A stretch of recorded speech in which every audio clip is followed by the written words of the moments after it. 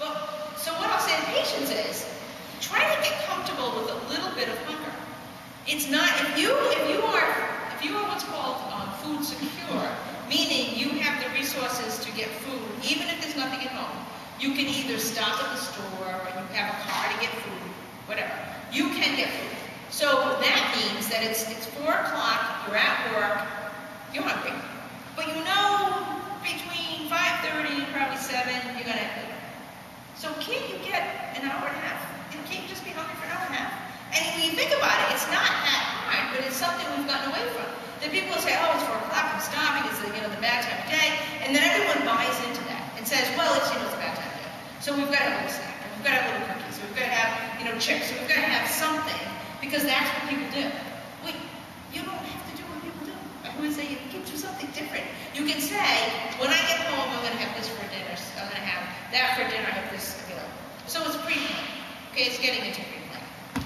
So, healthy for carbohydrate, whole grains, potatoes. Potatoes I know are dashed, and I can explain why I think they're dashed. But I think potatoes are great food, particularly a baking potato.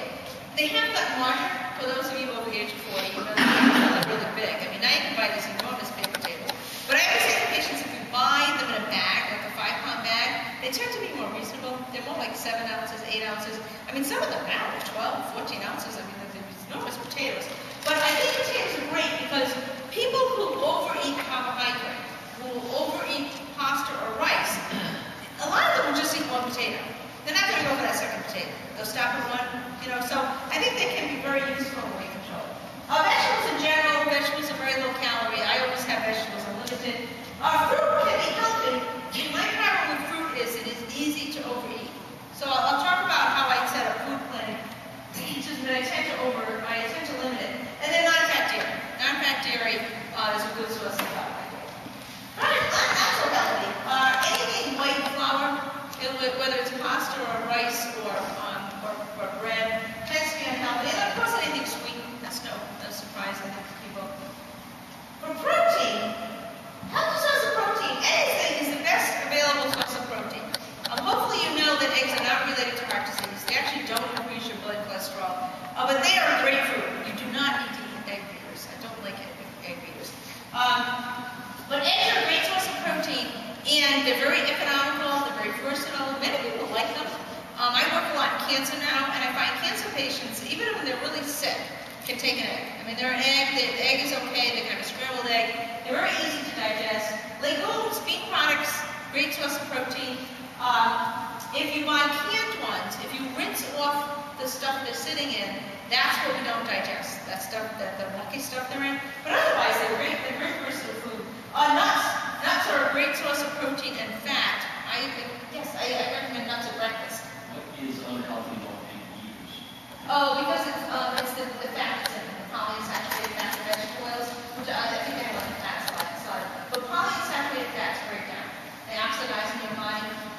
So that's what I'm not a big fan of. But eggs are great, and eggs are much cheaper, and they're very healthy. Particularly, the other thing I laugh about is if you can get a fresh egg, because not all that you buy are fresh.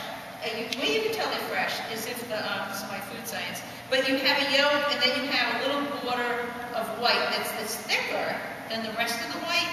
And if you break an egg and you can see that little lip, besides the yellow little lip, then you know you have a fresh egg. It tastes completely different. Really, really delicious, as I said, a big fan of it. Anything whole grain is a good source of protein, and then vegetables are protein. So when patients say to me, when I try to get them to eat less meat products, they'll say, where are you getting protein? Which is always people's concern. And I always say to people, if we worried about vegetables the way we worried about protein, we'd all be a whole lot healthier. But people always say, where are we getting protein? I said, why do you eat all this protein? You don't eat it. Protein is not stored. Protein, we don't store it as a nutrient. So when you're eating that's healthy. I put poultry and fish here because they don't promote your health. There is no health reason to consume poultry and fish. I know as a society we've moved towards poultry and fish, but there's nothing about them that's healthy, and I think they're actually counterproductive to weight management. And I have a slide on that. I'll talk more about it. But meat, when we say meat, I call it meat, that's mainly beef though, but ground beef and processed meat are related to every disease. Every disease. interesting studies like they look at in Italy, which you think of the Italians as being, pretty healthy people. Excuse me, but Italy, as you may know, is divided: Rome North, Rome South. Below Rome, the peasant diet, that's the healthy diet. That's the Mediterranean diet. Above Rome, it is not a healthy diet. A lot of meat, vegetables, but not the quantity you see in southern Italy. And also the northern Italians use far more processed meat. And you look at the rates of colon cancer within the country of Italy, and they are completely different. I think it's 7 times the rate, or 6 or 7 times the rate in northern Italy compared to southern Italy, because there's so much processed meat. If you've been there, it's amazing how much processed meat there is. Most Italians don't eat it at the level the way tourists do, but there's processed meat, everywhere, everywhere you go. And that process is bad, it's certainly different from southern Italy. But ground beef, partly because of what's in beef, but ground beef, if you're buying it ground, assume it has E. coli in it. Just assume it's contaminated, because the whole industry is so contaminated. So say to patients, so when you cook it, treat it like it's contaminated food, because it is. If you cook it thoroughly, chances are you're going to kill this stuff, but it's still not good.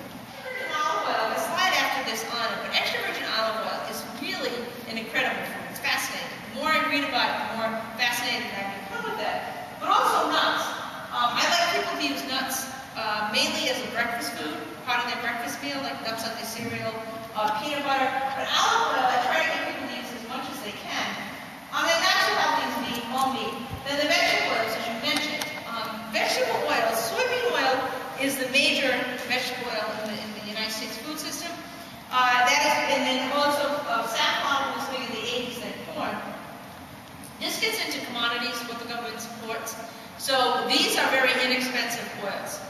They are seed oils. Some people have problems with the fact, although yes, they manufacture. Yes. Well, all right. Okay, I'm glad you brought that up. Because, all right, finish the thought on the vegetable oil, then I'll move to canola. These are commodities, meaning that the government supports their production, so they're very inexpensive. So they're all in salad dressing, mayonnaise, margarines, whatever. Canola oil is an interesting story. Canola oil has monounsaturated fat in it. All fats, including olive oil, have some saturated fat, some polyunsaturated fat, some monounsaturated fat. When we say something is a source of polyunsaturated fats, for instance, like the vegetable oils, that means that's the predominant fat that's in it. When they realized that olive oil was healthy, it was actually in the early 70s, late 60s. It was realized that olive oil, people who consumed olive oil were healthier people. It's a big study done called the 7-country study, and they were looking at heart disease. And what they found in there was that one of the cohorts was, well, the United States was in it. One of the cohorts was Greece and the island of Crete. And you look at the old studies, and they say that the men on the island of Crete were eating 44% of their calories from fat. Americans at the time were eating about 39, 40. The Cretes were all eating all olive oil at that time, this back in the 60s. Americans were eating mainly beef and ground beef. That was very prevalent in that time. A little bit of processed meat, but not the level you saw in the 70s. And so you look at the reports, and they say these men from Greece were incredibly healthy. They had no evidence of heart disease, even though they had EKGs and whatever was available at that time. And they were eating this high-fat diet. And when some of the little footnotes say, and they never been to a doctor. So I used to joke and say, well, maybe that's the problem. A doctor at some point found out, something was wrong, they put them on some medicine. But this to me speaks to how diet can work with your health. I always say to my students that, and I'm laughing because I know they always laugh when I say it now, that in the United States we are very good at delaying death. We don't prolong life, we delay death. And so when you look at the way the Mediterraneans eat, they prolong someone's life. So people in their 90s are tilling the field, they're working in the house, they don't have nursing homes, they don't have these long-term health care, at least I don't think they have the way we have them. They didn't have them at least in those times, but they had people